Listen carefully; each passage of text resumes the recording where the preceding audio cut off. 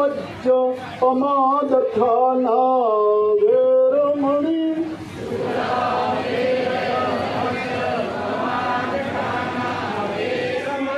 शिक्षापदं समादयामि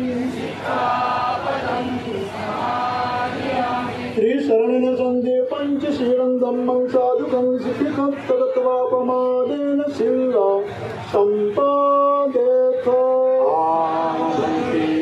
साधु साधु साधु बुद्धं नमामि धम्मं नमामि संघं नमामि। હવે આપ એક મુક્ત માનવ છો તથાગત બુદ્ધના ધમ્મને, કારણ કે ધમ્મ એ વ્યક્તિગત આચરણનો ધર્મ છે। તમને જાણો, સમજો, જીવનમાં ઉતારો અને એક આદર્શ બોધ બનો।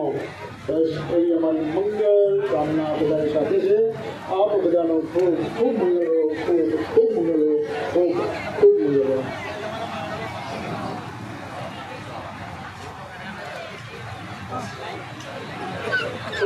સાધુવાદ આજે પંચશીલ ગ્રહણ કરીને જીવનમાં અનુસરણ કરવા માટે જ આપણે પંચશીલ લીધા છે। અગર એને શીલનું પાલન નહીં કરીએ તો આપણે સાચા બુદ્ધિ થવાના નથી। માટે જો ખરેખર દિલથી